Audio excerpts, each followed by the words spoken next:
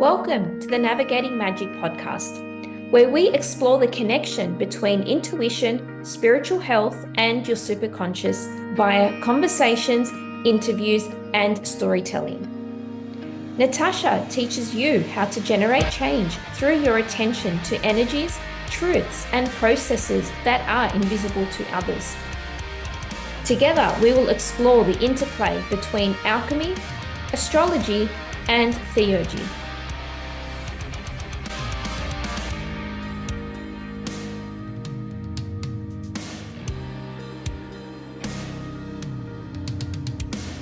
I'm your host, Natasha. Hello, everybody, and welcome to the next episode of the Navigating Magick podcast. Today, I have a very special guest with us, Delahrose Roobie Myer. She happens to be a quantum astrologer and soul-centered energy healer. And way back when, in a past life, she was a designer and maybe still dabbles in designing. So welcome, Delahrose. Thank you so much for being here. Oh, thank you for having me, Natasha. It's wonderful to be invited. Looking forward to what unfolds in our conversation today. Yeah, I think of all the episodes I have, an episode like this really excites me because you just never know what topics, subjects, themes can pop up, and I think it's the unknown, that the mystery of life that excites us. It's so much needed. Totally. And I mean, there's so many subjects we can speak about. And spirit, if you see me jolting around, that spirit jumps in and it shifts my energy. And so I tend to elevate and they'll move me around, but not because I have any sort of illness or Tourette's or anything. That's just the way the energy works. It's like electricity. It's a current that comes through. Yeah. I'm going to dive straight in, if that's okay with you. And I would love to know, when did you start? Because I think a lot of people, when it comes to spirit guides, or even channeling spirit, it's a topic that's either not spoken about or it's considered woo-woo.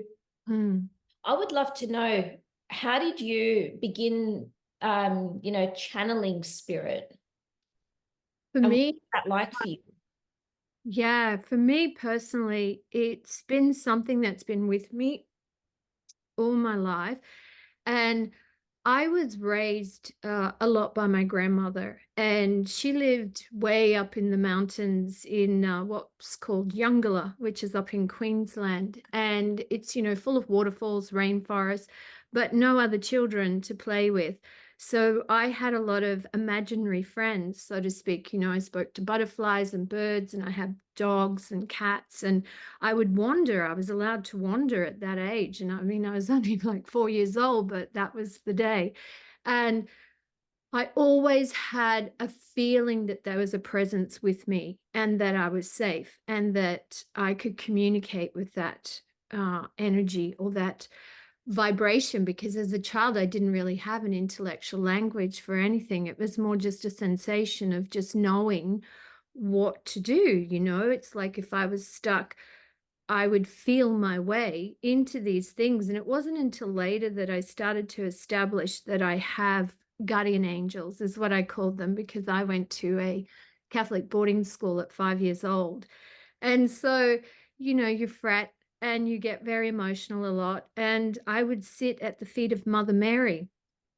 And I'm not religious per se now, though that was my foundation. And I would sit at her feet and she would speak to me. And so she would comfort me so much. And so I put a lot of faith and a lot of trust into that. And so I knew if ever I was alone, I always had her with me. And so she became one of my allies, my very first allies. And then as I started to, develop and become an adult, as a teenager, you tend to shut it down because people, you can't speak about those things. And it's just a secret that you hold inside. And then as an adult, I started, establishing myself in understanding people. I worked in hospitality and I could kind of preempt what their needs were and I could preempt what they were going to want. And so I could satisfy it before they really understood what they wanted themselves. And that became sort of part of my innate nature. And now when I reflect and to answer your question, it's always been a part of me, and I've just learnt to work with that energy, and I've worked with it through feeling, and more so than intellect of, I want to know this. It's more, I'm not sure what I need to do here. What feels the best way to go? And it was through that that I started to really establish a strong relationship with spirit and the contact that I was having. And then from being in hospitality, there was a natural migration for me. I moved over into natural therapies and became a therapist, and did a lot of body work on people, and really understood the energies that people aren't aware of, that are locked up in their body, and yet they're articulating something completely different. Things like, oh, my shoulder's really hurting. And okay, so what's really going on there? Oh, I don't know, I just pulled it. It's just my shoulder. And then when you go into it, you start to realize, no, this is actually to do with your hip, and it's the way you're moving through life. You're feeling a little resistance. You're feeling really stuck right now, and it's starting to really lock up throughout your thorax area. So, thoracic area. So, that began the language of understanding that people aren't fully connected to their bodies and to the awareness of what's going on inside of them. And they need some assistance with that. And that's where then I would do a lot of energy work and start clearing a lot of energy for them that could unlock them enough so that they could find a language themselves, and they could relax enough to allow those raw emotions to come to the surface, because that's really what's flooding us and blocking us a lot of times. And so spirit would be guiding me to various areas, though as a human being, I now need to be able to articulate to the client without scaring them that, oh, I'm being told this is the case. Because remember, I was doing this in the 90s, so it wasn't as vocal as it is now. And so I would work with it that way and get them to ease, and then they would unlock more and more would come out. And it was always fascinating that how accurate it was. And it wasn't because of, I'm some smart person. It was because I was able to really listen and allow myself to feel those currents. And so what I was really doing is fine-tuning my skills, that I could even understand them myself, because it was like a gift that was just brought upon me. And a lot of it too came because of trauma.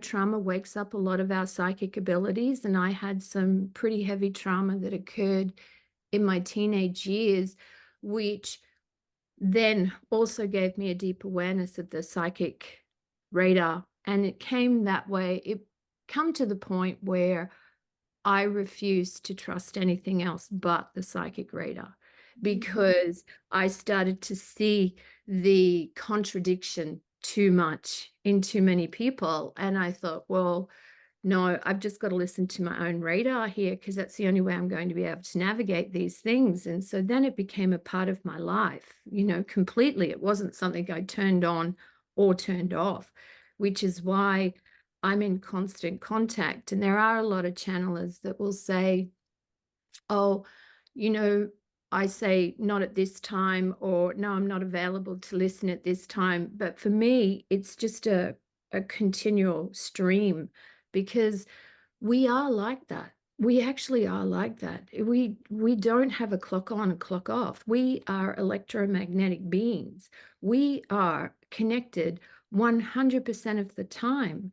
We can say, oh, I'm not available to spirit at this time because I'm working with my family. Well, you can say that intellectually, though factually, you're not. You're always in that vibration. You're always feeling that, no matter what you're doing, whether you're driving, whether you're working, whether you're on the computer, you're still actually getting these waves of energy come over you that pull you to go, oh, I wonder what that is. It's just we don't slow down enough to really tune into all of these things. And where we're going in the future is more to telekinesis now. And we're starting to awaken so fast, and the energy is speeding up. and we feel like time's getting away from us. But what's happening is our awareness is actually expanding to appreciate that there's more to this than meets the eye. And so we're realizing that we've got to catch up with our energetic selves now, because the frequencies that are coming into the planet now through the cosmic fields is actually enlightening our energetic field, which is making us then move into a passage where we have to purge the debris so that we can keep elevating and ascending and extending our energy. And it's not sort of when we talk in elevation or an ascension, we're not like getting into an elevator and, sending up, like, look at me, I'm up here. It's not like that. It's actually moving your energy like your breath and being aware that it has various levels and various volumes to that, but it is constantly feeling. It's like lungs. We're constantly breathing in and out. And that's the same as the energy. The energy is constantly there. We're either tuning into it or we're tuning out of it, but we're still absorbed in it, is what's really the point here. And so for me, spirit has been an ally all my life. I've switched myself off from it when I've become a bit jaded, I guess, with some things. And I'm just like, "Oh, I don't want to do this," but it's not possible because it's still there. So that's why I say it's not something you can switch off or switch on. It's always available to you. It's just how much do you want to attune yourself to it? And now we've reached a point in our lifetime, and this is all of us I'm speaking about. We've reached a point where now we cannot choose not to be involved with it. Now we have to attune ourselves to it. This is where now we're evolving as a human species and realizing that we are more than what we have been taught or perceived we are. And that's just, the way it's been. And we weren't ready for this, 20, 30 years ago. We weren't ready for it, but we are now. And that's why we're seeing such a crisis and a chaos that's going on in the world at the moment.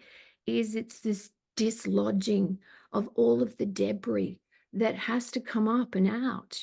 So yeah, the tides will be a little choppy, but the more we can connect with our energy, the more that we can align with our heart and our integrity and our blueprint, not someone else's blueprint, our blueprint, the better we will navigate this terrain, because we'll navigate it through our integrity. Do you see what I mean? And morals naturally come into that.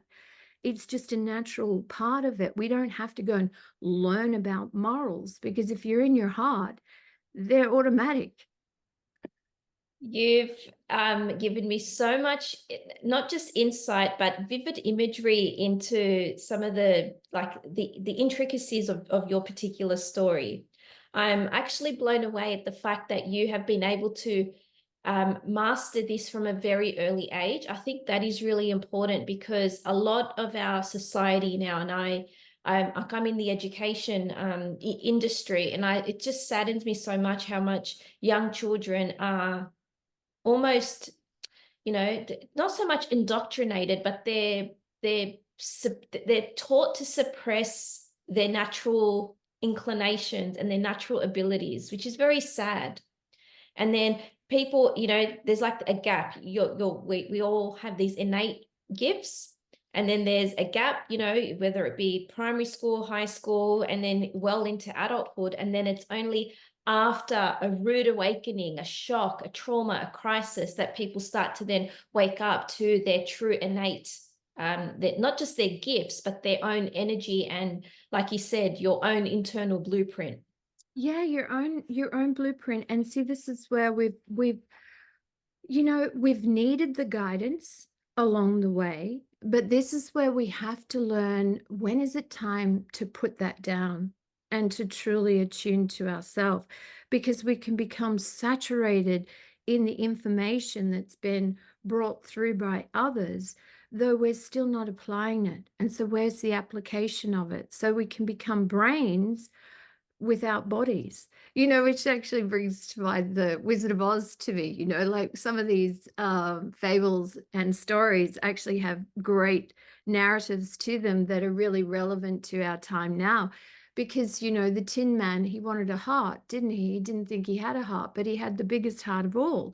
It's just that he wasn't connected to it. And so this is like us.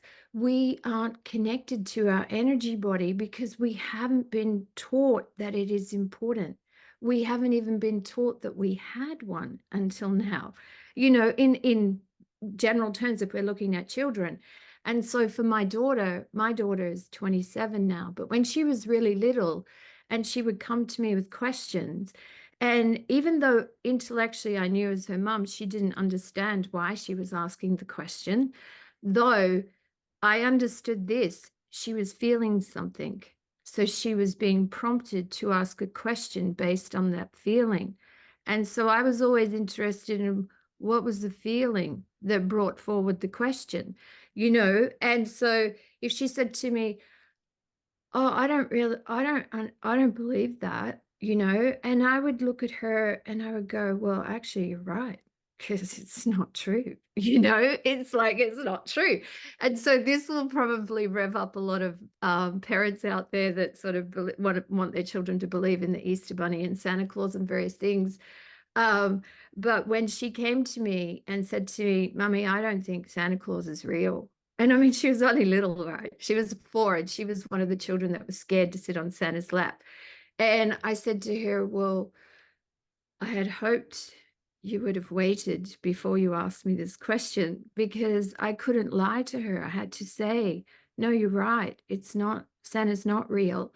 And the reason I did that was not to shatter a bubble or to burst a dream. It was because I wanted her to trust her feelings.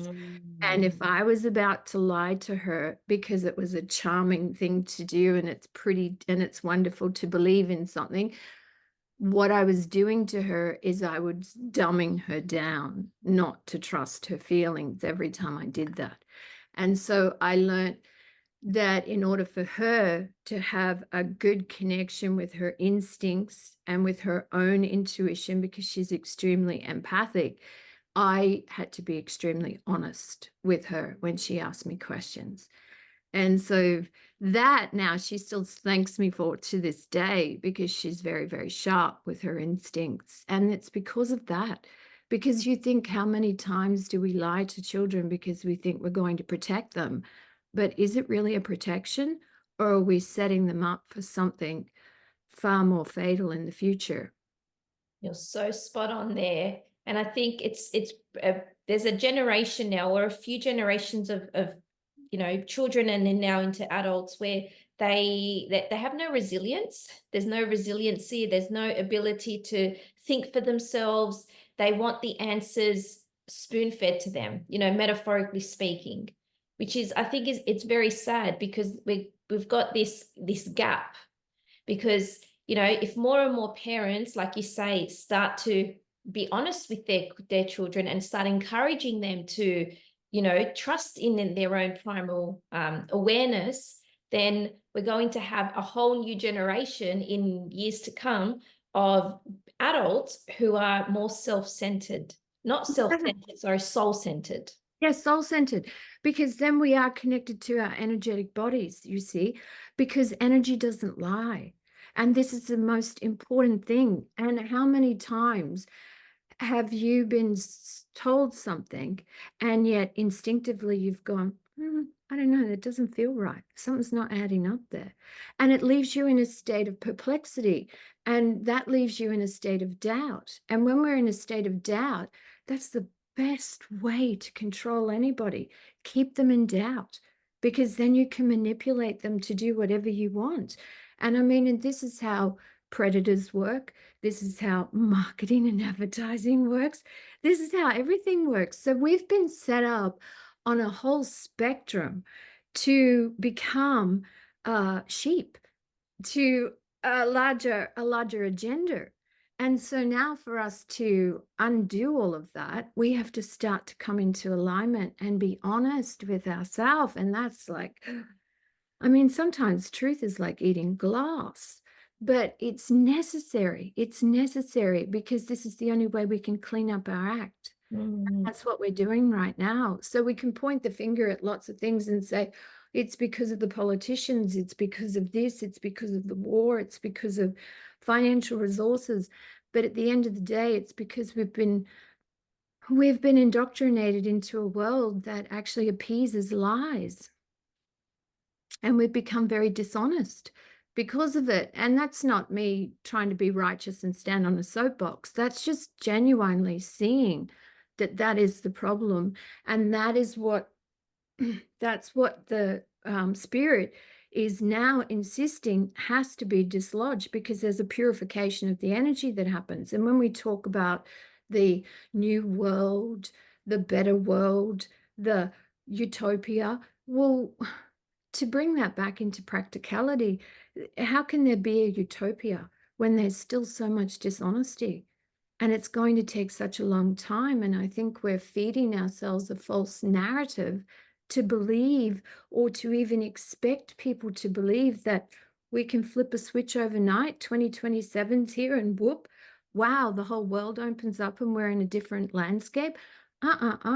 What we're doing right now is sharpening our awareness and fine tuning ourselves to be able to be discerning and make better decisions based on what's aligned with our integrity.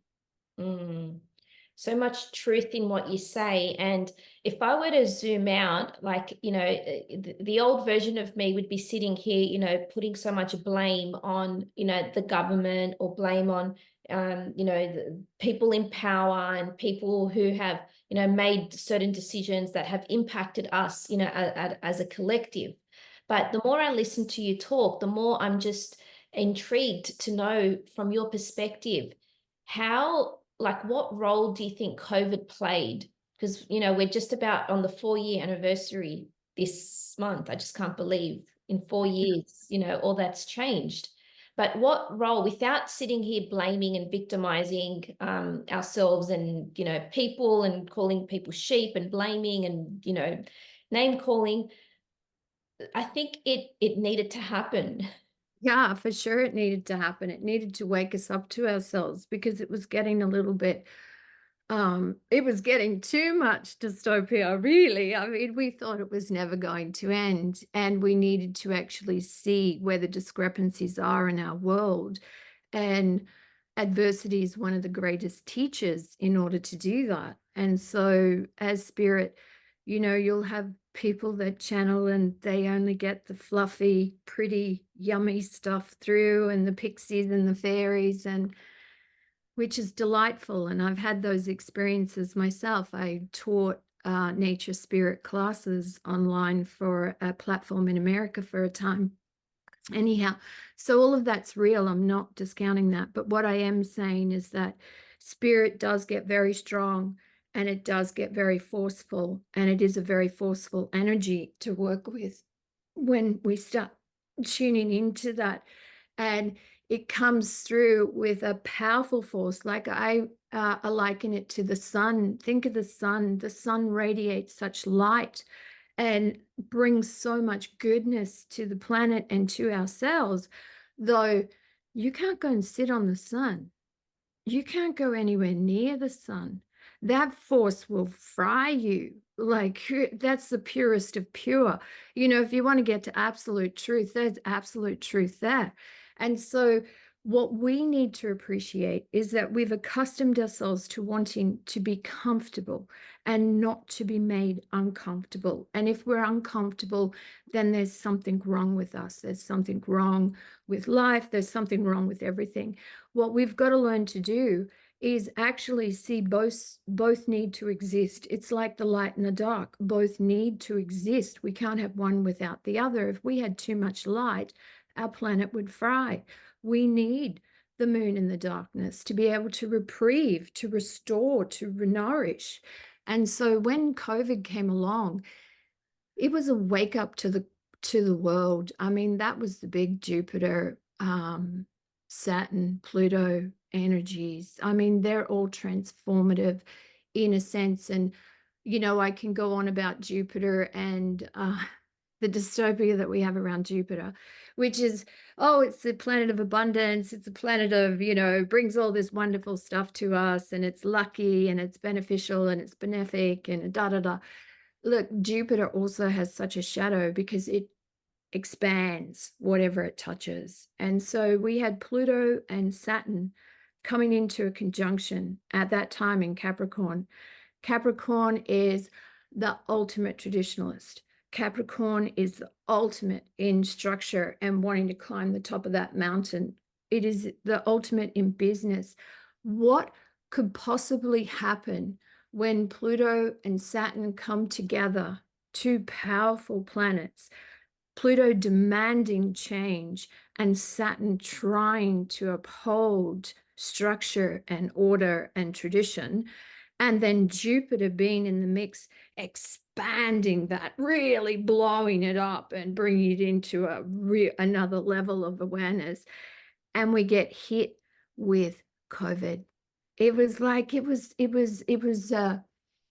honestly, the perfect recipe to wake us up to ourselves, because it woke up the banking system. It woke up the housing system.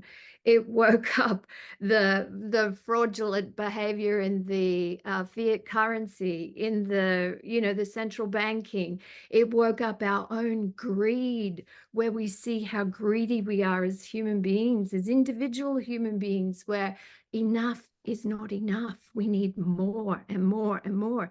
And then we also got to see how quickly we will sell our souls in order for comfort.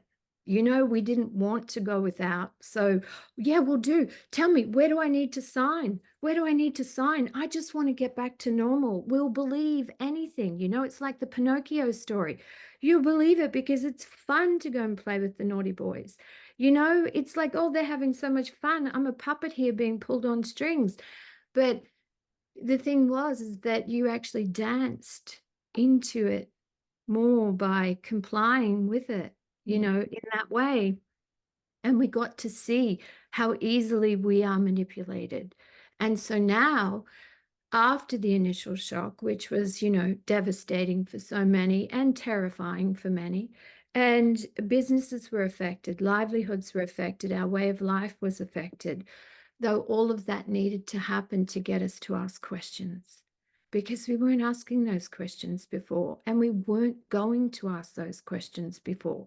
We had to have this change, and it was the crucible that broke everything open for us to start to now go, oh, I want to question that.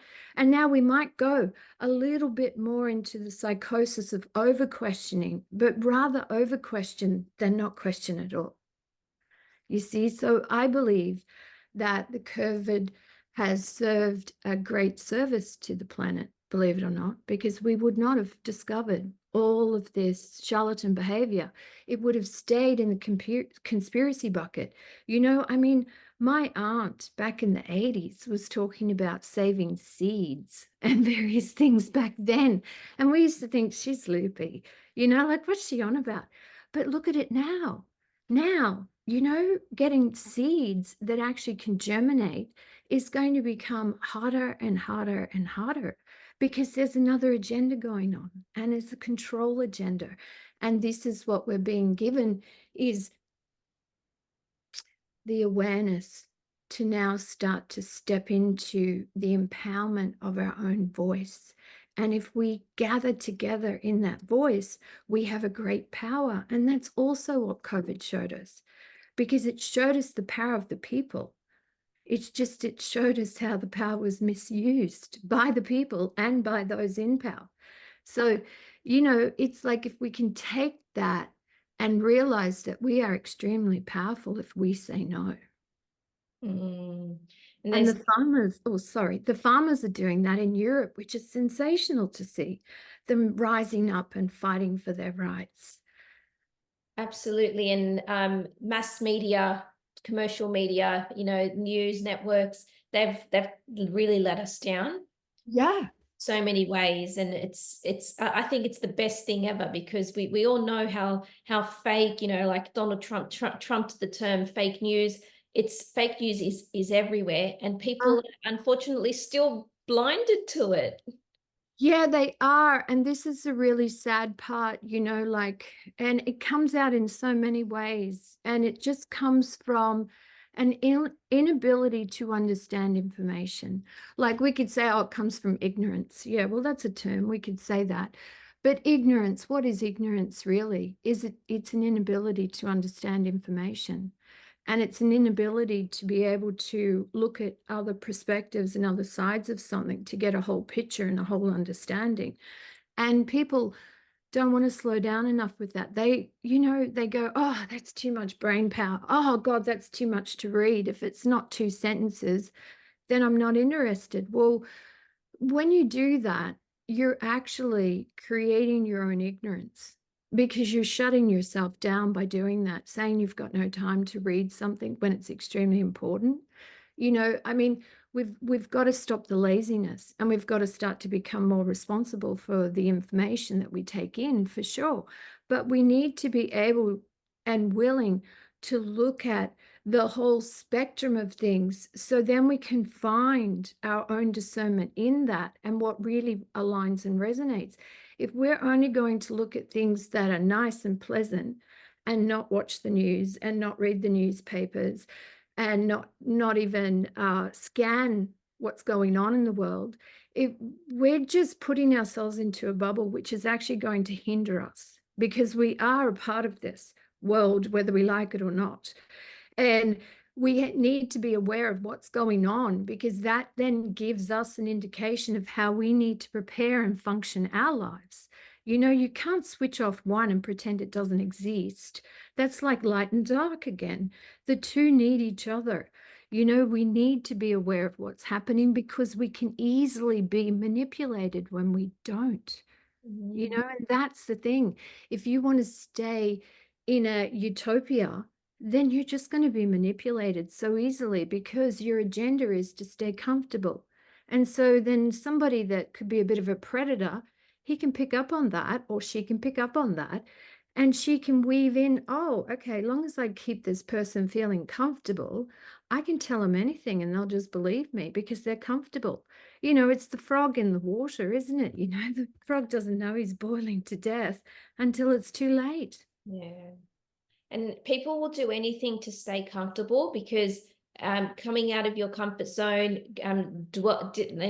venturing out into the unfamiliar can be really scary and frightful for people, because it is the unknown. But this is where the uncharted territory, that's where the magic happens. That's where what you thought was possible is just the tip of the iceberg, because so much more experiences, so many more encounters and opportunities are available for you on the other side of that. Exactly, exactly. And this is what we've also been trained. Oh, God.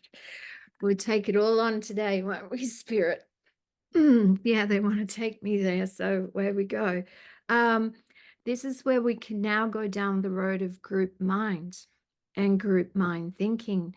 And that can be nice because it gives us comfort, and it gives us a community, and it gives us a feeling that there are people like me out there, or people that think like me. Though, here's the downside of that, is it can also entrap us into group mind thinking and consensus.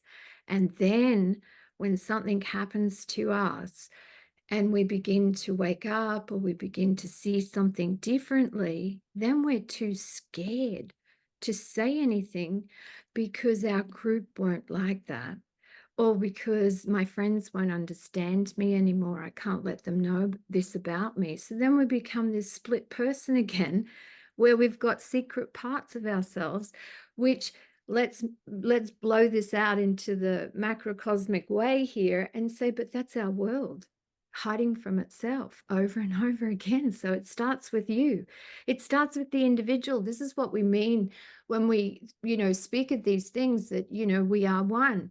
We are part of the whole. It starts with the individual. That's what it is. It starts with the individual, because it starts as an energy. It starts as a frequency. If you're going to carry that frequency, you're going to amplify that frequency as well, which is going to ripple out and add to the world. And so at the moment, our world is trying to actually discover its shadow, which is what Pluto's really been taking us into. And now we're starting to see the shadow. What we have to do is we have to own the shadow in us. We can't just keep saying, oh, no, it's that lying politician out there. Oh, no, it's this person over here. Because this is what we mean when we say, but they are you and you are them. Because it's energy. That's what we're talking about. We're not saying they think the way you think. We're saying they are you and you are them. Because we're feeding the same fountain all the time, which just reticulates out. Mm. And do you think, I'm curious, that it's easy to change, or I don't know if change is the right word, but maybe to adapt to a new soul group? Like I'm just visualizing this from an aesthetic perspective, that, we come into this world and we're all part of like soul families. And then at some point in time, whether it be an external influence like COVID, or an internal, more like personal trigger, where we no longer resonate with certain groups of people, or individuals that we had previously in the past. Mm. What role now because it's not easy to just detach and disconnect No, from it's certain. really, really hard. It's really, really hard. I understand this one really well. And I think this is where my gene keys help me understand a lot, because I'm a 61, 62 gene key. And so I'm the genius freak. And the way and I'm a mental projector in human design. And so the way that works is that I'm always to be waiting for the invitation. I'm not to be an initiate that goes out and charges forward and does the push sell and all those things. Though that doesn't mean to say I just sit and wait for the doorbell to ring either. The invitation comes from within, where you feel an impulse or you feel an inspired desire to take an action in some way. That's the invitation. That's the energy of that. Now, so being a loner has been part of my soul's journey all this life, because of my numerology, my astrology, everything. It all adds up to the same thing. Though I really can relate to people that find it difficult to embrace loneliness, or to embrace a path that is somewhat isolated to the general path. And because I always wanted to be part of the circle. I always wanted to be, the typical house, white picket fence, marriage, 2 children, dog, cat. That was what I wanted, but that was not what my soul came in for. And it took me a lot to adjust to that and to start to accept that, because my life didn't fit the measure in which the majority of our lives are built upon. It always became influx. Like, I've moved 72 times in my life. I've moved house 72 times. God. I mean, I'm not normal. I'm not normal. And I know that. And I really resisted it, and I fought with it. And it brought me a lot of sadness, and it put me into a lot of depression at times, because I wasn't like anybody else. And I used to want to be so desperately fitting into that model. So now, the advice that I have for people that are struggling with the journey of going, oh, well, how do I embrace this part of me when there are others around that aren't like that, is you've got to learn to walk in the world but not be of it. And so you've got to start to see yourself as an energetic being, and that you're here for a higher purpose than just living life and getting by based on the rules and structure of this planet at this time. And I say it like that deliberately, because this planet is changing, and the structure that it's been adhering to is also changing. And we can feel that, whether it occurs within the now to the next 50 years, or it takes less or longer, isn't the point. The point is, we're starting to realize that we're more than what we've been ascribing to and shaping our lives by. You think about, you want to save have your home and then leave. We're always thinking about leaving something behind for our children, right? Inheritance. Now, but if life lives on and you don't die, and there is an evolution to every soul, then why have we put so much emphasis on having to leave a lot of possessions behind and to save everything so that you live your life in a way that is minuscule because you're trying to save, right? Rather than living your life liberally and freely and just enjoying every aspect of it, regardless of whether on your deathbed you have $20 in the bank or if you have 20 million in the bank. It's like we're not taught to live like that. We're taught to scrimp and scrape, go without, and save and save and save so that you've got something for a rainy day or that you can leave something to your children.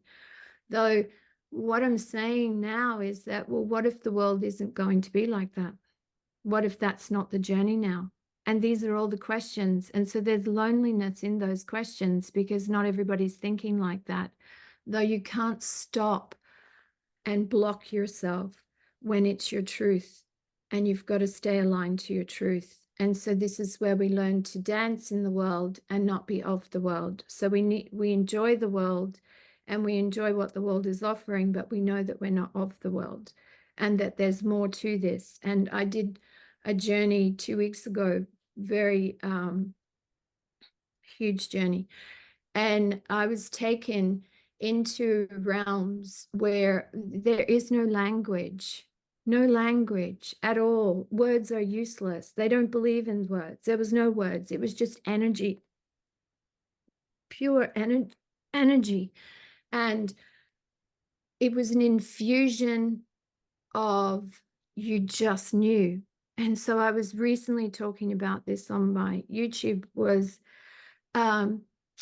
it's moving more into claircognizance now, where we just know because we know. It's like the plant knows it's going to grow if it gets the nutrients. It doesn't think about what it's going to do and, oh, I'm going to grow a leaf here.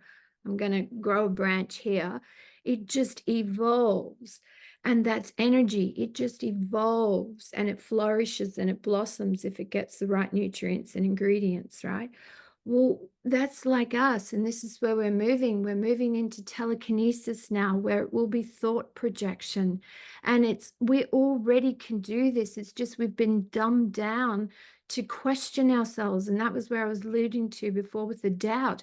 That was deliberate. All the doubt is deliberate. It is a form of control. And it's the more you get somebody doubting themselves, that's why gaslighting is so big.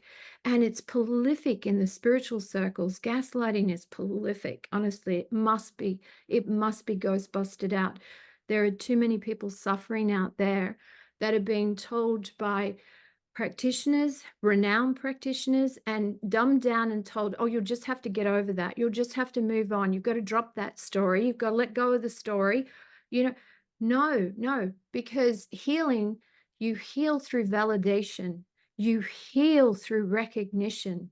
You heal through feeling those feelings and not feeling ashamed because you have those feelings. And our world is based on shaming people, blaming people, and keeping people in doubt so that they don't trust themselves. Because if they don't trust themselves, that means they'll trust whoever's selling them something. And so this is what's all been undone. And so, yes, that path is lonely at times because not everybody will think like you, but don't drop what you think is my message. And keep honoring the fact that you are in the world, but you are not of this world. You are of more than this. You are energy. Where I went and what I was shown, it is beyond language, beyond words. We are pure frequency. That's what we are. We're pure frequency. And we just know things because you feel it, you know it. It's like you just know it. Like you touch water, I know it's water. You don't have to tell me it's water. I know it's water. You touch something hot, I know it's hot. I don't have to sit and do a scientific equation of why is that hot. I know it's hot. And that's what we're going to. We've been treated in a way that we need to saturate ourselves with language to prove our intelligence. But what if we were intelligent all along and we were just being taught that we weren't? Oh, this is just blowing my mind. Preach. If only more and more people knew this, not just knew it, but lived it, Mm. to be honest with you, because it's a real paradigm shift. Mm-hmm. And I think it's important to speak about this idea of, the new world or new earth, and, thinking that it's a place out there, that it exists, and our job is to get there. But no, the whole point is to transform what we already have, in order to, and not just transform, we're peeling away all the layers and all the bullshit and all the conditioning that has been deeply embedded into our society, into cultures, through the educational system, through religion, through, government, ideologies that are just, indoctrinated into people. And, Exactly. it's propaganda Yeah. and Yeah, marketing. exactly, exactly. And so see, when you describe it like that, it makes it so much easier to understand that, oh my God, we've been saturated. We've literally been saturated with this. And so now it's about peeling all of that off and coming back into what is my frequency? What is it I really align with? And asking those questions, being patient with yourself and ask the questions. When I work with my clients, that's one of the things I really give them a lot of, which is patience and consideration, because I want them to go deep. I want them to peel it back. I don't want them to think, oh God, I'm still going on about this. It's like, no, you're going on about it because there's still more coming up for you. There's still more that needs to come out. You're still looking at this, because what I like to say is that we all chase truth. But there is no one absolute truth unless you're the sun, right? And so it's like there is no absolute truth, because there are perspectives of truth. But because it's like my reality is not your reality, and your reality is not my reality, yet we can share perspectives of the same coin. You see, and this is what we have to start to understand, is that my truth may not be somebody else's truth. My experience won't be somebody else's experience, but yet we're still a part of the same whole, and it's another perspective of the truth. And what I was showing is we're really a part of a much, much higher consciousness. And if we take the sun, for instance, if the sun is the consciousness, and then what happens is that we are fractals, because we're stardust. And so we're fractals of that consciousness. Now, for that consciousness to understand itself, just like anything, you have to stand outside of yourself to witness yourself, to observe yourself, to see yourself. Oh, so that's what it's like. Oh, okay, so that's what I do. You get another perspective. So this is what we are. We're stardust. We're in a biofeedback loop of allowing this consciousness to learn more about itself through this human order on this planet. Now, that can sound really trippy, but it's actually fact. It's actually factual, because we are pure energy. We are pure source. It's just we're fractal of that. And then someone else is a fractal of that. And then it's like, well, why does bad things happen to good people? We have soul contracts. We've come in to actually understand ourselves from that perspective. So we're in that biofeedback loop of giving, okay, I wanted to learn about, what it was like to go to boarding school at a really young age and not have my family, and then to go through a really vicious rape when I was in my teens, a gang rape, and then go through, divorce, and then go through miscarriage, and then go through all these things, it's like, because that was my consciousness feeding back to a higher consciousness to understand that paradigm and how to overcome those things and how to recover from those things and not close down your heart and not become bitter with the world, because that's really easy to do when you've had a lot of things happen to you. Though it's also just as easy to keep your heart open, I will say, because that was the choice I made. And I didn't do it because I want to be a martyr. I did it because it was much more comfortable for me to be in that place of having my heart open and going, wow, well, I would never do that to anybody, Oh, Jesus, it's so hard to heal from that, how do I manage that? But I wouldn't also tell somebody, oh, you just have to get over that, that's your old story. You're a new person now. Just move on. It's like, no, that's in my DNA. That was in my cells. It's in my memory. Until I've alchemized that and transmuted that into a wisdom, then no, there's no time limit on that. It's like breaking in a horse. It's on the horse's time. It's not on the trainer's time. You go to Africa and it's on Africa time. There's no other time, Africa time. That's it. Full stop. We're on Africa time. And this is what we've got to start to appreciate in ourselves. But we keep thinking that we're on a time clock and, oh, you've grieved enough. You should be over it. Oh, no, you're still sick. Oh my God, you're still sick. You're not better yet. It's like we've got to stop with the time, because time is an invention of man, because there is no time. I just really want to say that too, because when you go on an experience or a journey or an astral travel or a hypnosis even, there is no time. And what can happen in a dream in 3 minutes can feel like you just had a lifetime experience. So there is no time. And we've been completely sucked into all of these belief systems that are falsities. And they've only been constructed in order to control this planet and the matrix of this planet and what it's about. And this planet's actually about materialism, obviously. You hit on some really important notes here. And one thing I want to mention is Uranus. Oh, yeah. Yeah. Now we have to think about Pluto has just entered Aquarius, and Mhm. the ruler of Aquarius is Uranus. Mhm. Uranus ruling the sky, meaning we need that higher perspective.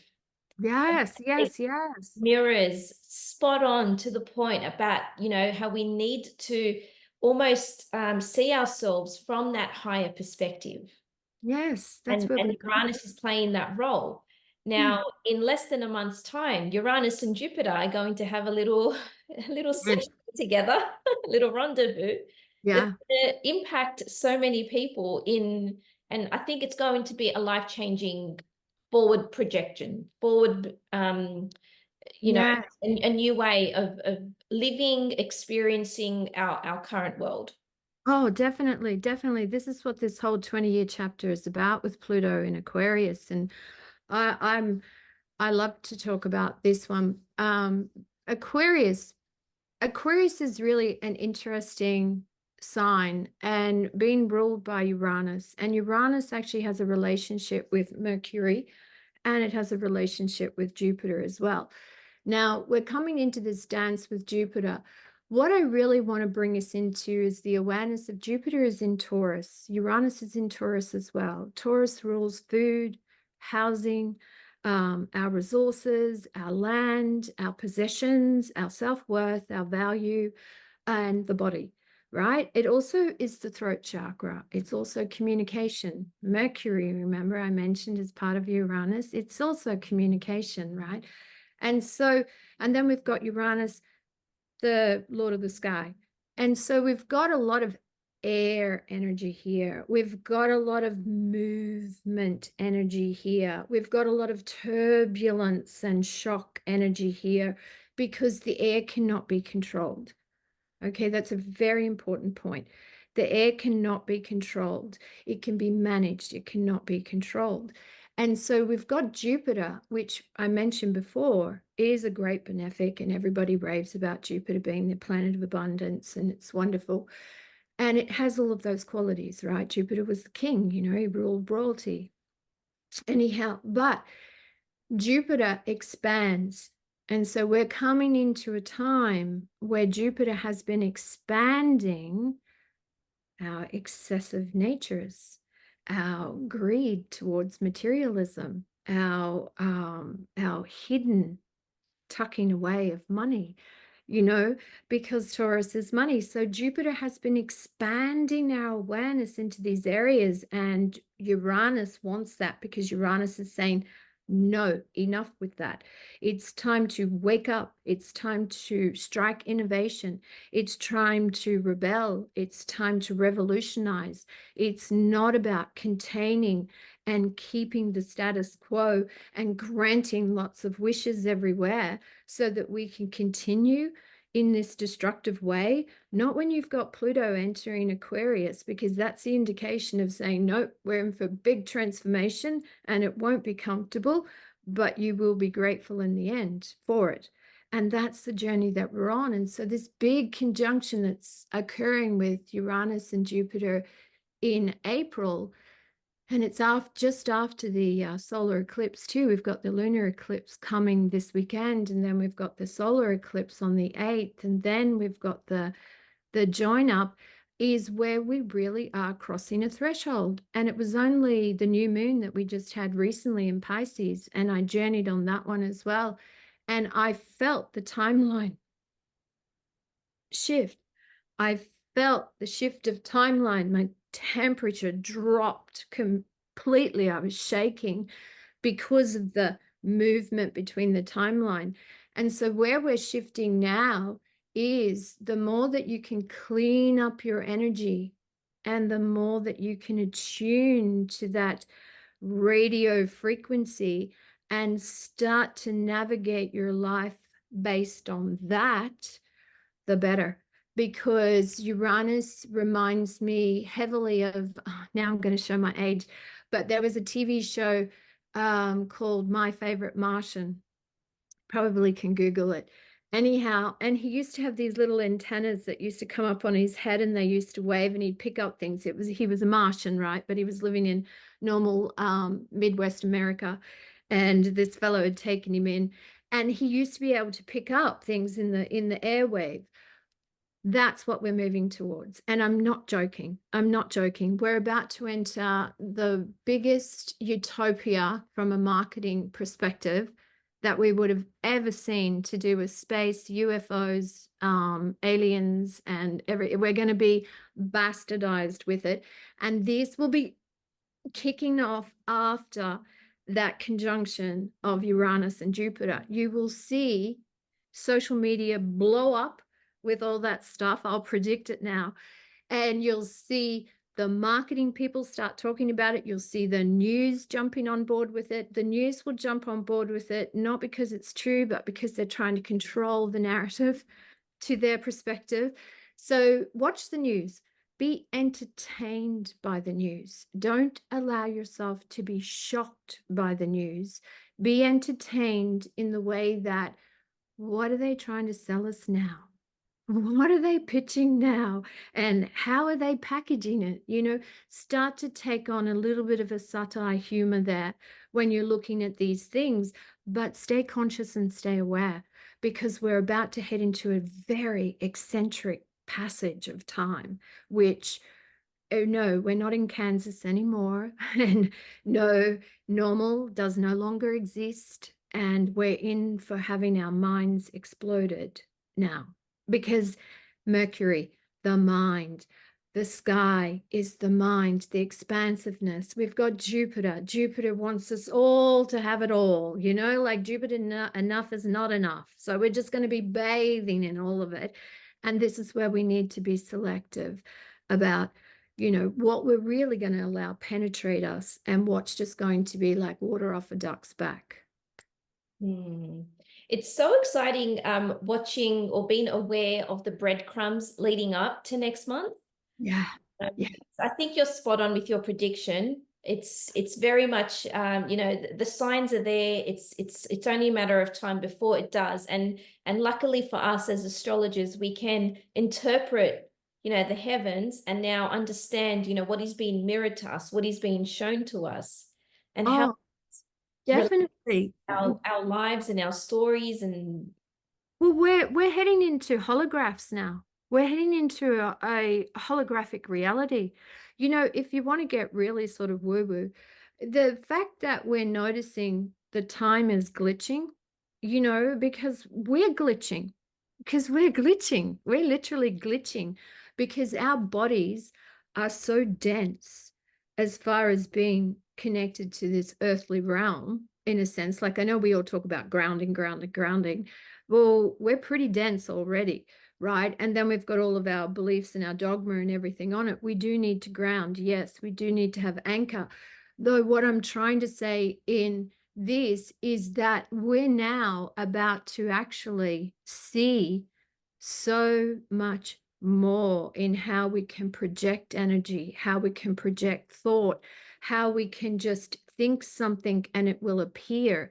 Now, it's not because we're all going to turn into magicians. It's not because all of a sudden we're all going to become, famous psychics. But naturally, we all are psychic, and naturally, we all are claircognizant. We are. It's just we've not tuned into it. And now, all this air energy and my analysis of the My Favorite Martian TV show, what I'm really saying there, we have to start to tune our frequencies in. We have to understand what channel are you attuning to? Is it distorted? Is it clear? Is it aligned? Does it feel congruent? Is it a part of you? It's like, you know, it, it's like me saying all of a sudden I'm going to start dressing like a punk rocker. I'm not aligned with it. It's just not going to work out for me. It's not who I am. So it's that sort of alignment. Who are you? And being true to that. Because the reason I say be true to that, that's what will protect you.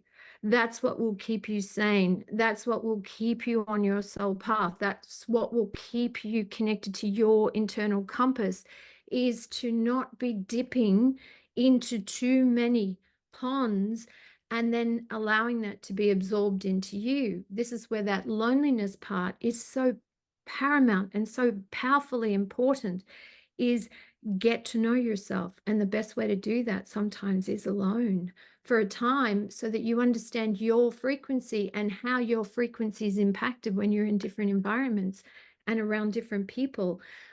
Because I can't speak about this enough, because we're moving into a world of technology and energy and information, and it's going to be completely distorted. Look at how the information's been distorted so far, all right, and how we've been dumbed down. Now, what do you think they're going to do with information now? You think they're just going to let us all wake up and be all these wonderful, intelligent beings? Of course not. They have to confuse the heck out of us so that we doubt ourselves. Because remember that key word, doubt? Think about how many times you doubted yourself only to find out that you were actually correct.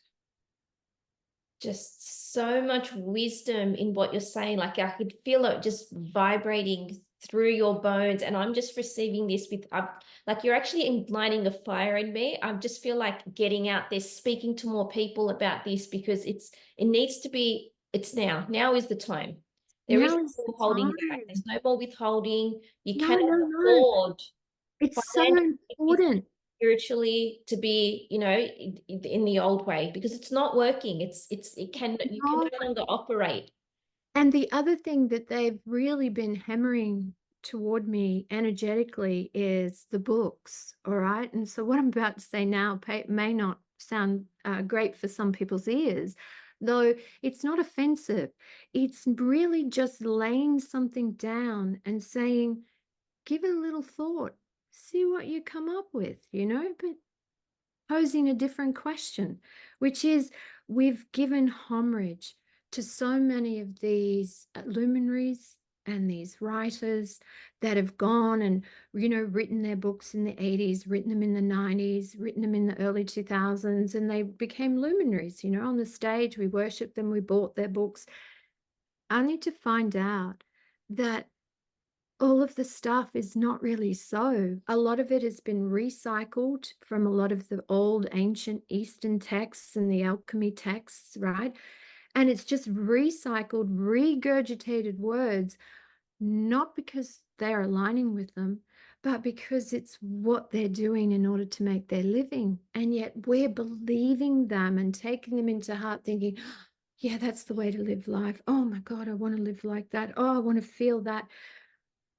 but it's been charlatan behavior. And I take this one, for instance, Dr. Wayne Dyer, and I don't want to speak ill of the passing.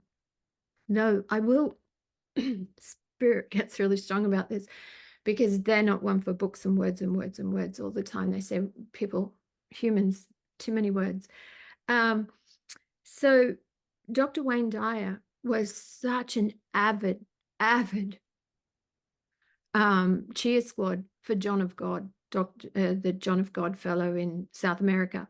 Now, I was only just sharing this with a client the other day. His thing, there's somebody that was writing books and was a very gifted writer, total wordsmith, delivered a lot of information a lot of people got value from. Though he was also up there on the pedestal promoting one of the worst human traffickers and sex predators Oh, going, which was John of God. Now, I studied with Sandra Ingerman. I did soul retrieval training with her. I went to Santa Fe. And she too was also on the bandwagon of John of God, John of God, John of God. And she was going to go down there to South America and spend time with John of God. And then there was a local lady here where I lived that was into this John of God. Now, me, thank God, this is where I love my rebel. I totally love my rebel. And because I've got Lilith in Aquarius too, so she's my ally. And I'm just like, stay the heck away from me with that. That guy is creepy. I don't know what you're all drinking or what you're all seeing, but I do not see this. I do not see any of this. This guy is dangerous. It's a cult. And sure enough, it was. And so, and it now has all been proven. But what I'm trying to say is that there was somebody that we were thinking, right, as general public, buying the books, thinking, oh my God, he knows, he's got it down, he's got the life. No, he's just selling books because that's how he makes his living. That we need to hear this. We do. We've been giving too much homage and putting people on pedestals and only wanting to talk to them because they're famous, because the little people know nothing. Only the big people know everything. So we've got to feed the fame. That's Pisces, the age of Pisces. The movie star, the rock star, the they're all better than me star. So we've got to keep worshiping that. And it's so wrong because we've given our power away to these things, and these things aren't accurate now. And a lot of those tools that he would have been teaching in those books, they will not apply now because the energy and the frequencies shifted. And the reason it shifted is because we're not to be adopting other people's formulas. We're to be establishing our own connection and our own formula. And the therapists out there that truly care about their clients are imparting that wisdom with their clients, and they are sharing total self-empowerment. It's not about, I'm your guru, follow me. I'm here to listen, to bring you information, to allow you to grow and evolve through it. mm. Big They, difference. that's the best advice anyone could ever hear from you. And I really thank you for sharing it in that way, especially with Dr. Wayne Dyer. Like I only recently, I actually threw out one of the books that I had of his. Yeah. I was going on my bookshelf and I was like, I just no longer resonate with this. Yeah, it served its purpose, 10 years ago, but right now I'm not there. No. I've evolved past that. So it's just so interesting about St. John of God. Like that's John of God, sorry. Yeah. Just it's mind-blowing in so many ways. And I think the North Node in Aries is playing a big role in this because there are so many so-called spiritual gurus out there, and this is one of the things that really gets under my skin, where they're like, I know all the information, I'm here to heal you, and you need to thank me for healing you. It's like, it doesn't work like that, honey. It's like, if that's what you're selling, that's what you're advertising, then you are going to find people who are so vulnerable and in so need. And that's the sad thing about the industry. Yeah, it is. Only a matter of time before these people are found out, and it's I think because you're toying with people's lives and you're playing on their vulnerability, which is Yes, ethical. yes, So yes. many levels. Oh, 100%. Just yesterday, I had a client and she sees me regularly. And she said to me, Delahrose, can you see what's going to happen, for me with my chart? And I do healing with her and things too. And I said to her, "Mm." And she said, you can see. And I said, I can see. And I said, but I'm not going to tell you because that's me trespassing on your soul path.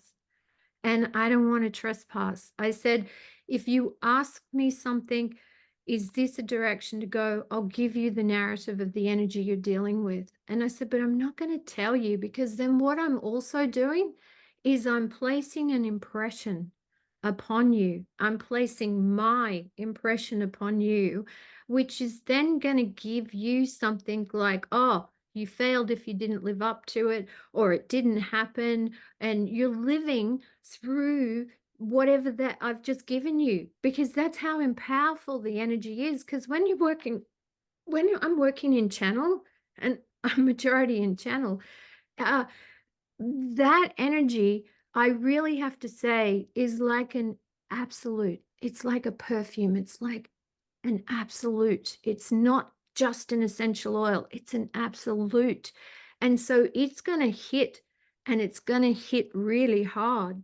So you need to be really mindful of language, the words, the person's energy, and where they're at and what they're going to absorb and what they're going to absorb too much of, or what they're going to hook onto and turn into a fear. There's so much goes into it even before you speak. I'm reading all of that energy in somebody. And I take what I do extremely seriously because I have a responsibility. And as we know in alchemy, energy, cause and effect. It's like if I start playing God, then I'm going to start experiencing the repercussions of that. And I don't want to. I don't want to experience that. I don't want to wear any more karma from anybody. I kind of have my servings. And so I'm very, very careful in even my daughter, when she sort of says, Mum, can you ask the angels? Mum, can you tap in? She treats it like a phone line, right? And I'm saying to her, I can give you so much guidance, but I cannot tell you. I can offer you this, but I cannot tell you. This is something you must do for yourself. I can't save you from yourself. I can only be a lighthouse. Oh, if only more parents jumped on that bandwagon. Yeah. What we would do for our world, our generations to come. This is Oh, it's just exciting me so much. yeah. We're not parents yet, but I'm like I've always believed in not, like the story you gave about the Easter Bunny and Santa Claus. It's like, lying to kids about who the presents under the tree are from. I Yeah. think, what is that telling us about the relationship that you're establishing between yourself and your children? That's it. That's it. About And it's the the way same the with world works. money. The same with money as well. I mean, we can go into that because people aren't practical enough with money, right? Because money's been treated as a taboo subject or an awkward subject, or I'm uncomfortable, or I don't want to tell you what I earn, or there's all this secret society, all these cobwebs. Actually, when you tune into it, lots and lots of cobwebs. Actually, they show me it's like a mossy pipe, underground, that's full of all moss and jagged. Yeah. And it's like that. That's how we treat it. Whereas, see, my daughter, if she lent me money, and I would always, oh, here's that money I owe you, or if she needed something and she wanted to borrow money from me. And then it was always treated very transparently like that. It was, and respectfully. It's not like, oh, well, look, I provided this house for you and everything, I don't need to pay you back. Of course I need to pay you back. You earned that money. I need to pay you back, because that's just teaching respect. That's really what it's teaching. It's teaching respect. And that's what kids don't have. Either they have so much money available to them that they haven't had to learn any respect, and they haven't had to really appreciate it from those other perspectives, or there's not enough at all. And so we've got to start to unlock all of that veiling that we've put around money and the deception around money. Think of how much deception. People pretend they have more than they do. People pretend they earn more than they do. It's like, come on, there's a lot of deception around it. So naturally, what are we experiencing in our money markets? Deception. Hello.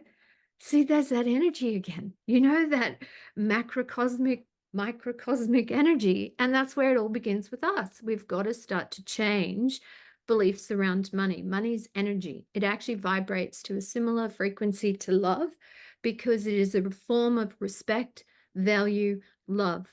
In that sense, we think Hollywood love. We've got to erase that, which is why we've got these channels now. And we've actually got families out there pushing their children to do those OnlyFans because they can make a lot of money. Oh, that makes me sick. That's I just, know, I know, I know, I know. There's some locals here because where I live in one of those strange little, very communities like that. Anyhow, yeah, no, they're proud. They're proud of it. And they're actually skite about it. And I go, this is an example of why our world is like it is right now. And so it's only through voices, these little voices, because I can assure you the big luminaries won't be speaking like this because they're trying to keep the people hungry. You know what I mean? Not feed them at all. Got to keep them hungry. Then they keep coming back for more.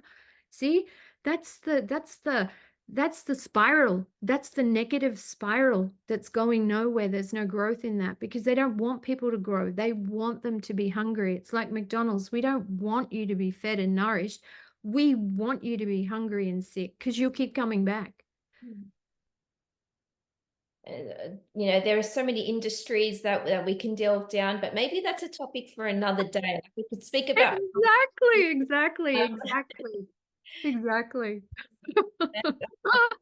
you I have mean, on so many important things. And I think you've given people, an avenue to start exploring. And I'm going to encourage the listeners to really journal after you listen to this episode. Go and yeah. find a beautiful spot in the sunshine, sit in the grass, lay in the sand, do what you have to do, and just connect with yourself and just find out what it is. Like, what is your truth? Where are you sitting right now in your timeline? Yeah, exactly. Because every single flower, even if it's from the same bush, is completely different and unique. Did you know that? Like the same fragrant molecules in the flower on the rose bush will smell different to the next flower beside it because there's that ever so subtle difference. It's like the leaves, the same, the imprint of the leaves, the veins within the petals of the flower. It's like our thumbprint. It's like the trees, the heart of the tree. All of it. We've really got to come back into the true essence of absolute truth, which is there is no one that has an energetic signature like you. No. Wow. Wow. This goes against all those, so-called influencers and people out there selling these masterminds and selling this is my blueprint to success. You can have what I've had, $10,000 months, $100,000 months, XYZ. It's like, it's not, that's their timeline. That's their blueprint. That's their journey. That's it. And, That's it. and it's so sad that we're taught to have envy. Like envy is and greed. I think it's all, in that Yeah. same But realm. that comes from comparison, that's born from comparison and competitiveness. Mm. Okay, so as soon as we were taught to compete, I've got to measure myself against yours. I'm better than you, or you're better than me. That energy is what bred all the envy and all of those other things, and people not being willing to talk about what disappoints them about their own life so that they can bring light to it, so that they can shed it, so that they can feel validated.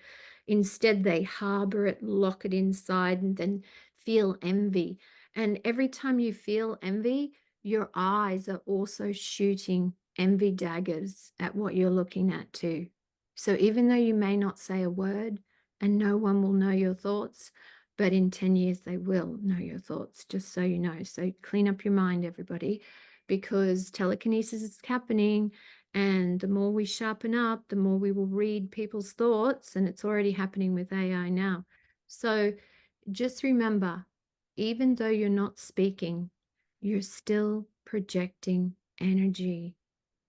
You really are. It's like sitting behind somebody, beeping, wanting to beep the horn, but not beeping the horn, or feeling frustrated and going, "Oh," like this. You're punching them.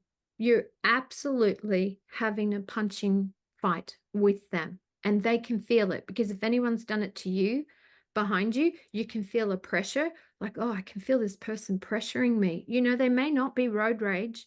It may not be right on your tailgate, but you can feel their energy pressuring yours.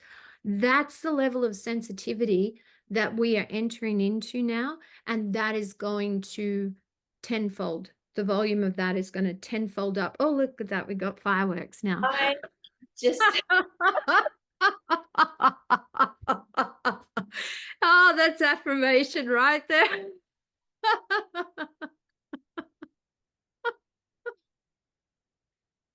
what happened? I don't know. It's the system. Look at that. Spirit agreed. That's where we're heading.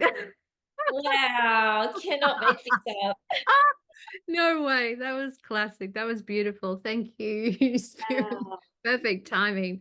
Yeah. So that's where we're heading. So that's why we got to clean up our thoughts and clean up our act, and also try not buy into all of this stuff and I really want to alert on this, because at the moment the spiritual community and the new age, whatever you want to call it, because I'm not a part of any of it, but whatever it wants to be called, is they're being programmed. Be careful what you think, because you'll manifest it. Don't think that, don't say that. Just so you know that if it's in you and you haven't dealt with it, it's still going to come out. It's still going to be there. It's still in your energetic field. You can't block yourself from thinking or speaking something, and it will have an impact. So the idea is that what you need to know is it takes a lot to manifest something into reality, and it takes such a long time for you to have been constantly programming yourself with that for it to manifest. The fact that you're becoming aware of it is the beginning of you healing it and it dissolving, that it doesn't have the power over you that it once did. So we can't start terrifying people to be afraid of what they're thinking, because they may manifest it, because that's wrong as well. It's about owning the energy and allowing yourself to reach resolution with that, so that you can integrate it into a harmony with your own frequency. Because these are just natural human things, like, oh, I can't stand my hair, or I can't handle this, or I don't like this weight. Yeah, you're picking on yourself. Yeah, you're giving yourself a hard time, but own all those elements in it, and don't scare yourself into, oh no, if I keep thinking I'm fat, I'm going to keep getting fatter. It's like, no, it doesn't work like that. You can turn that around. And like the first stage of alchemy is Negredo, like owning that shadow, facing your darkness. Yeah. And so much is taught about, like to avoid that, like the love and light movement. That's just not, there's no, it's a very fake resonance. It's a facade in hindsight, and it's just not there. Look, that's what I've been saying. Is like, we keep talking about this new world, but yet we're trying to build this new world based on the formula of the old world. So how does that work? How do you create a new world based on the old formula? I mean, it doesn't work. But this is what people don't slow down enough and actually ask more questions and find out more. What is your thinking? Not what's my thinking, what's your thinking? Like, I'm not into religious cults, but somebody else might be. You know what I mean? So it's like, we're not going to be adopting each other's thinking. What we've got to do is come into a resonance with our own thinking, that we're healthy and that we're maintaining our health, because there's always going to be shadow and light. We're never going to get rid of the darkness. That's not coming. maybe in 100 years, but it's not coming anytime soon. So we're moving through it right now. We're moving through the darkness. So it's going to be a little while before we get to that real light at the end of the tunnel. First of all, we've got to see all of the discrepancies. The nature of duality is so important to Yeah, swing of that's it. That's it. And we are dualistic. We are. You know, the sun and the moon, look at it. They're dualistic, right? And so we are dualistic, but this is where it comes back to that looking at things from different perspectives, because we're all a part of the same whole. So it doesn't matter what side of that whole you're sitting on, we've all got a perspective. And if we can be more intelligent, which is where we're moving towards, we're not moving into more emotion, we're actually moving into more intelligence now. And this is where intelligence and emotions will start to actually find a continuity instead of being shunned by the other, you know, like, oh, you can't be emotional and intelligent. It's like, yes, you can. It's how you manage them, but you don't know how to manage them until you've dealt with all of the gremlins that have the control over you that you're not conscious of. So you nailed it. You really have. And I really hope for the listeners that there's this curiosity that's been, this seed of curiosity that's been implanted that can, help you open up to this new way of living, because it's so much more empowering to do this from a conscious avenue, a conscious perspective, as opposed to being forcefully down that road, which we can all in some way, shape or form relate to, especially after, not after COVID, I should say during COVID. Yes, well, that brings me to the North Node and the South Node. See, we're going to move soon. We're moving into the Pisces Virgo, right? And so we'll have North Node in Pisces and we'll have South Node in Virgo. What do you think that's going to be about? That's going to be getting rid of the perfectionism, where we've all wanted to be so perfect, where we want the perfect look, the perfect this, the perfect photograph, the perfect, analytically precise. We're going to be moving through that. That's going to be fun, because what's Pisces North Node? Dissolve it, dissolve it, dissolve it into the greater whole to actually find the universal truth to all. Exciting times. What a time to be alive. Just Yeah, it is actually. the next few years, I don't think we're going to recognize the current version of ourselves. Oh no, you're very right there. Oh no, because Saturn and Neptune moving into Aries at the time when we've got the nodes sort of just completing their Pisces Virgo. Woohoo. Yeah, That'll be fun, won't it? big time. I mean, that's going to be great. And then we're going to have Aquarius. Then we're going to have Aquarius North Node and Leo South Node. Woohoo. That'll be fun. That'll be really fun. Yeah, because we're really moving into that real revolution. Revolution of truth is Yeah. what Aquarius and Uranus is about. So revolution of light and truth is its higher octave. Yeah.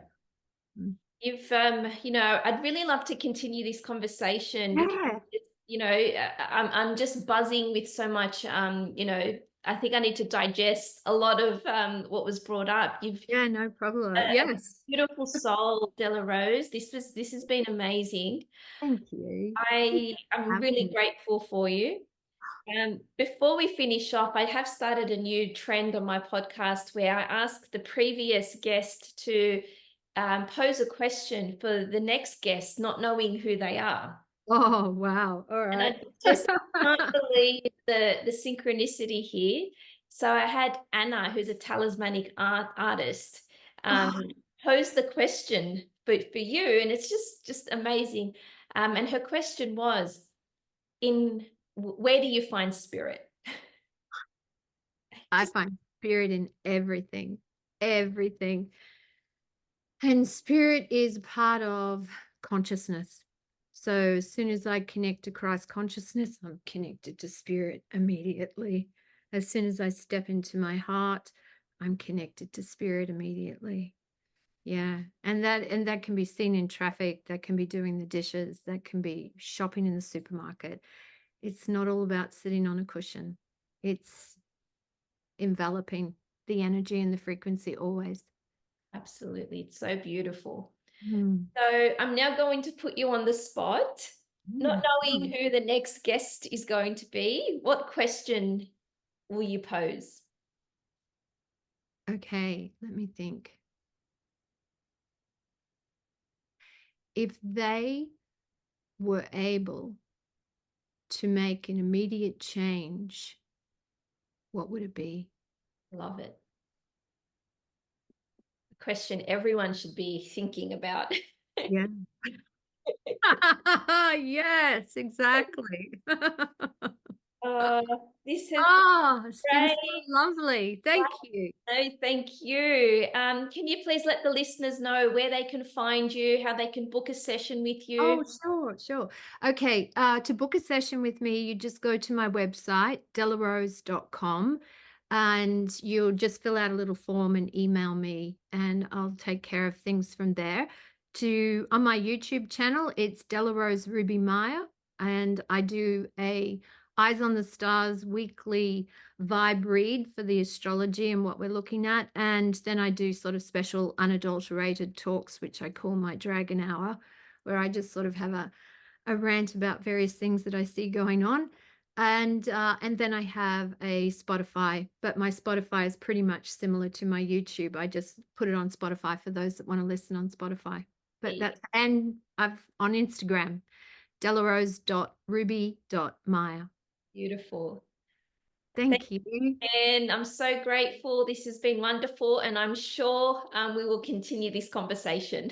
Yes, I absolutely adored it. And thank you for the invitation. It was such a delight to spend time with you and to chat. And this was a great conversation. And we just left it. We just said, yes, whatever comes through.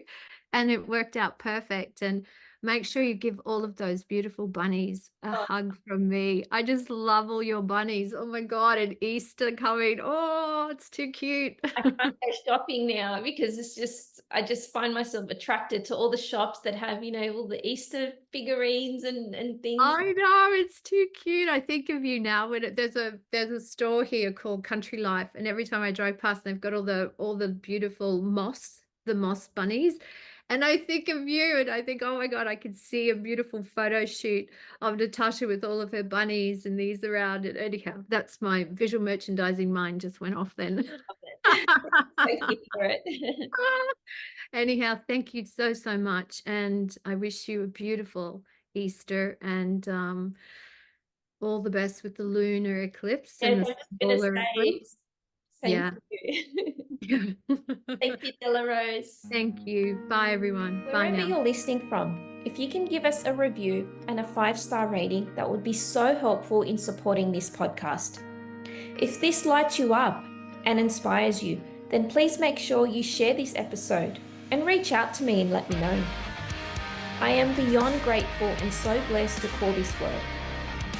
Together, we learn, grow, and evolve. Staying anchored in your heart means staying anchored to your humanity. All my love, Natasha.